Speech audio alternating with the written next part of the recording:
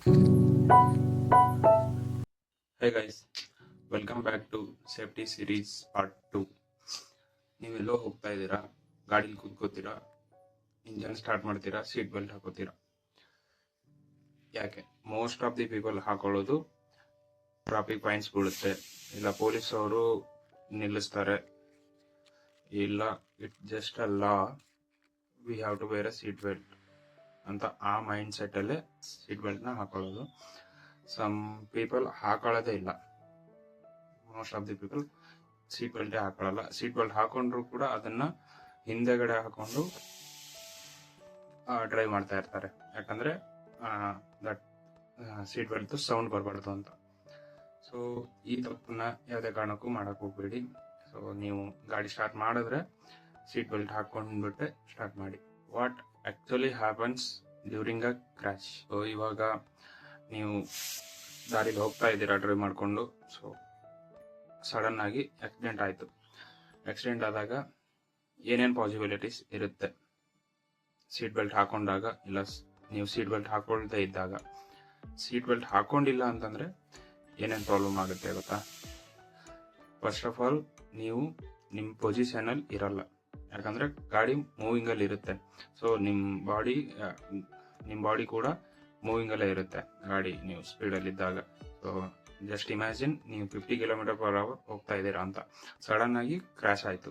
ಅವಾಗ ಏನಾಗುತ್ತೆ, seat belt ಹಾಕಿಲ್ಲ ಅಂತಂದ್ರೆ ನಿಮ್ಮ ಗಾಡಿ ಏನೋ ನೀವು ಬ್ರೇಕ್ ಹಾಕಿದ್ರಿ, ಇಲ್ಲ ಅಂತಂದ್ರೆ ನೀವು ಇದನ್ನ ಮಾಡಿದ್ರಿ, ಸಡನ್ ಆಗಿ ನೀವು ಇನ್ನೊಂದು ಗಾಡಿಗೆ ಹೋಗಿ ಆಕ್ಸಿಡೆಂಟ್ ಆದಾಗ ನಿಮ್ಮ ಗಾಡಿ ಸಡನ್ ಆಗಿ ನಿಂತ್ಕೊಳ್ಳುತ್ತೆ.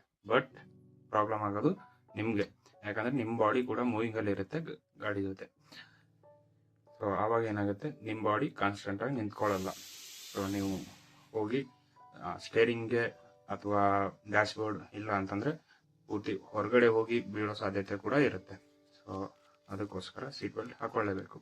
ಇಫ್ ಸೀಟ್ ಬೆಲ್ಟ್ ನೀವೇನಾದ್ರೂ ಹಾಕೊಂಡಿದ್ರೆ ನೀವು ಕಾನ್ಸ್ಟೆಂಟ್ ಪೊಸಿಷನ್ ಅಲ್ಲಿ ಇರ್ತೀರ.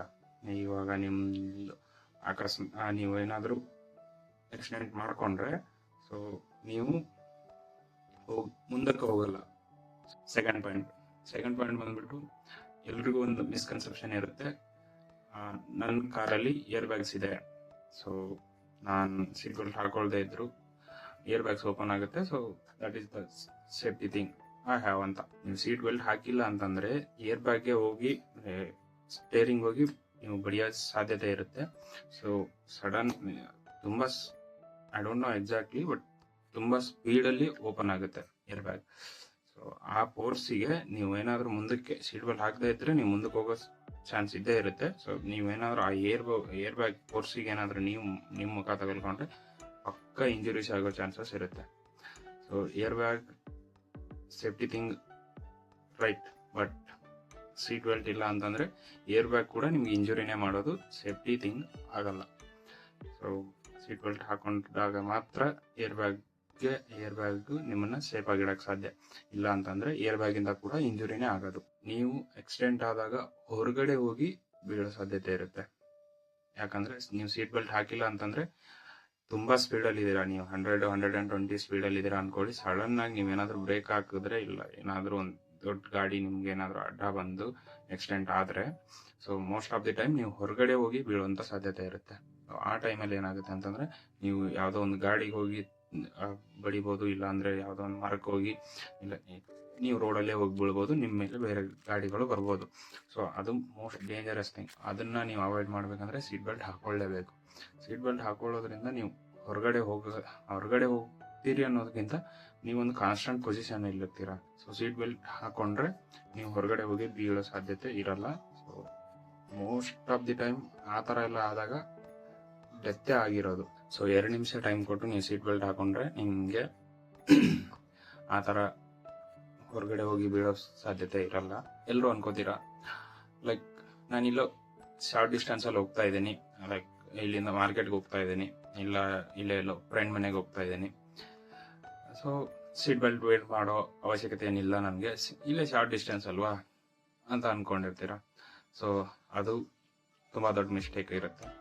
ಯಾಕಂದ್ರೆ ನೀವು ಗಾಡಿ ತಗೊಂಡು ಹೊರಗಡೆ ಹೋಗಿದ ತಕ್ಷಣ, ಮೇನ್ ರೋಡ್ಗೆ ಹೋಗಿದ ತಕ್ಷಣ ಒಂದು ಲಾರಿ ಬಂದು ಆಕ್ಸಿಡೆಂಟ್ ಆಗ್ಬೋದು. ಇಲ್ಲ ಸಿಗ್ನಲ್ ಅಲ್ಲಿ ಬಂದು ಯಾರೋ ಒಬ್ರು ನಿಮ್ಗೆ ಸಿಗ್ನಲ್ ಅಲ್ಲಿ ನಿಮ್ ಬ್ರೇಕ್ ಫೇಲ್ಯೂರ್ ಆಗ್ಬೋದು, ಇಲ್ಲಾಂದ್ರೆ ಹಿಂದ್ಗಡೆಯಿಂದ ಯಾರೋ ಬಂದು ಆಕ್ಸಿಡೆಂಟ್ ಮಾಡ್ಬೋದು. ಸೊ ಆ ಥರ ಸಿಚುವೇಶನ್ಸ್ ಇರುತ್ತೆ. ಸೊ ನಾ ಶಾರ್ಟ್ ಡಿಸ್ಟೆನ್ಸ್ ಅಲ್ಲಿ ಹೋಗ್ತಾ ಇದ್ದೀನಿ ಅಂತ ಹೇಳ್ಬಿಟ್ಟು ನೀವು ಯಾವುದೇ ಕಾರಣಕ್ಕೂ ಸೀಟ್ ಬೆಲ್ಟ್ ವೇರ್ ಮಾಡದೆ ಹೋಗಬೇಡಿ. ಸೊ ಶಾರ್ಟ್ ಇರಲಿ ಇಲ್ಲ ಹೈವೇನಲ್ಲಿ ಇರಲಿ, ಯಾವುದೇ ಥರ ಸಿಚುವೇಶನ್ ಅಲ್ಲಿ ನೀವು ಸೀಟ್ ಬೆಲ್ಟ್ನ ವೇರ್ ಮಾಡಲೇಬೇಕು. ತುಂಬಾ ಜನ ಏನ್ ಅನ್ಕೋತಾರೆ ಅಂದ್ರೆ, ನಾನು ಹಿಂದ್ಗಡೆ ಸೀಟಲ್ಲಿ ಕುತ್ಕೊಂಡಿದ್ದೀನಿ, ಸೊ ಹಿಂದ್ಗಡೆ ಸೀಟಲ್ಲಿ ಸೀಟ್ ಬೆಲ್ಟ್ ಹಾಕೊಳ್ಳೋ ಅವಶ್ಯಕತೆ ಇಲ್ಲ, ಯಾಕಂದ್ರೆ ಕ್ಯಾಮ್ರಾಗ ನಾನು ಕಾಣಲ್ಲ, ಪೊಲೀಸ್ ಅವರು ಕೂಡ ಹಿಂದ್ಗಡೆ ಸೀಟಲ್ಲಿ ಸೀಟ್ ಬೆಲ್ಟ್ ಹಾಕೊಂಡಿಲ್ಲ ಅಂತಂದ್ರೆ ಏನ್ ಕೇಳಲ್ಲ ಅನ್ನೋದೊಂದಿರುತ್ತೆ. So that is secondary. But ಹಿಂದ್ಗಡೆ ಸೀಟಲ್ಲಿ ಇರೋರು ಕೂಡ ಸೀಟ್ ಬೆಲ್ಟ್ ಹಾಕೊಳ್ಳೇಬೇಕು. ಯಾಕಂತಂದ್ರೆ ಹಿಂದ್ಗಡೆ ಇರೋ ಸೀಟ್ ಬೆಲ್ಟ್ ಹಾಕೊಂಡಿಲ್ಲ ಅಂದ್ರೆ ಮುಂದೆ ಇರೋರಿಗೆ ಕೂಡ ಇಂಜುರೀಸ್ ಆಗೋ ಸಾಧ್ಯತೆ ಇರುತ್ತೆ. ಸೊ ಹಿಂದ್ಗಡೆ ಕೂತ್ಕೊಂಡಿದ್ದೀನಿ ಅಂತ ಹೇಳ್ಬಿಟ್ಟು ನೀವು ಸೀಟ್ ಬೆಲ್ಟ್ ಹಾಕೊಳ್ಳಲ್ಲ ಅನ್ನೋದು ಬಿಗ್ಗೆಸ್ಟ್ ಮಿಸ್ಟೇಕ್. ಸೊ ಹಿಂದ್ಗಡೆ ಕೂತ್ಕೊಂಡ್ರು ಕೂಡ ನೀವು ಸೀಟ್ ಬೆಲ್ಟ್ ಹಾಕೊಳ್ಳೇಬೇಕು. ತುಂಬಾ ಜನ ಸೀಟ್ ಬೆಲ್ಟ್ನ ಕರೆಕ್ಟ್ ಆಗಿ ಹಾಕೊಳ್ಳೋದಿಲ್ಲ. ಹೇಗಂತಂದ್ರೆ, ಸಮ್ ಲೆಜೆಂಡ್ಸ್ ಇರ್ತಾರೆ. ಯಾವ ತರ ಅಂದ್ರೆ, ಸೀಟ್ ಬೆಲ್ಟ್ನೇನೋ ಬಕಲ್ ಅಪ್ ಮಾಡ್ತಾರೆ, ಬಟ್ ಅದನ್ನ ಹಿಂದ್ಗಡೆಯಿಂದ ಹಾಕೋತಾರೆ. ಹಿಂದ್ಗಡೆ ಹಾಕ್ಬಿಟ್ಟು ಡ್ರೈವ್ ಮಾಡ್ತಾ ಇರ್ತಾರೆ, ಯಾಕಂದ್ರೆ ಅವ್ರಿಗೆ ದಟ್ ಅನಾಯಿಂಗ್ ಸೌಂಡ್ ಬರಬಾರ್ದು ಅಂತ ಹೇಳ್ಬಿಟ್ಟು. ಅದನ್ನ ಯಾವತ್ತೂ ಮಾಡಕ್ ಹೋಗ್ಬೇಡಿ. ಇನ್ನು ಕೆಲವೊಂದಿಷ್ಟು ಜನ ಆ ಸೀಟ್ ಬೆಲ್ಟ್ ನ ಈ ತರ ಆರ್ಮ್ ಒಳಗಡೆ ಬರ್ತಾ ಇರುತ್ತೆ ಸೀಟ್ ಬೆಲ್ಟ್, ಆ ತರ ಹಾಕೊಂಡಿರ್ತಾರೆ. ಯಾವುದೇ ಕಾರಣಕ್ಕೂ ಆ ತರ ಹಾಕೊಳಕ್ ಹೋಗ್ಬೇಡಿ. ಸೀಟ್ ಬೆಲ್ಟ್ ಯಾವತ್ತಿದ್ರು ಶೋಲ್ಡರ್ ಇಂದ ಇಲ್ಲಿ ಚೆಸ್ಟ್ ಸೆಂಟರ್ ಇಂದ ಬಂದು ಬಕಲ್ ಅಪ್ ಆಗ್ಬೇಕು. ಅಂಡ್ ಕೆಳಗಡೆದು ಹೊಟ್ಟೆ ಕೆಳಭಾಗದಿಂದ ಬರ್ತಾ ಇರಬೇಕು. So that is the proper way. ಆ ಥರ ನೀವು ಸೀಟ್ ಬೆಲ್ಟ್ನ ವೇರ್ ಮಾಡಬೇಕು. ಅದು ಕರೆಕ್ಟ್ ವೇನಲ್ಲೇ ವೇರ್ ಮಾಡಬೇಕು. ಐ ಹೋಪ್ ಈ ವಿಡಿಯೋ ಆದಮೇಲೆ ಎಲ್ಲರೂ ಸೇಫ್ಟಿಯಾಗಿ ಡ್ರೈವ್ ಮಾಡ್ತೀರಾ, ಸೀಟ್ ಬೆಲ್ಟ್ ಹಾಕೊಂಡು ಡ್ರೈವ್ ಮಾಡ್ತೀರಾ ಅಂತ ಅನ್ಕೊಂಡಿದ್ದೀನಿ. ವಿಡಿಯೋ ಇಷ್ಟ ಆಗಿದ್ರೆ ಲೈಕ್ ಮಾಡಿ, ಸಬ್ಸ್ಕ್ರೈಬ್ ಮಾಡಿ, ಶೇರ್ ಮಾಡಿ. Thank you.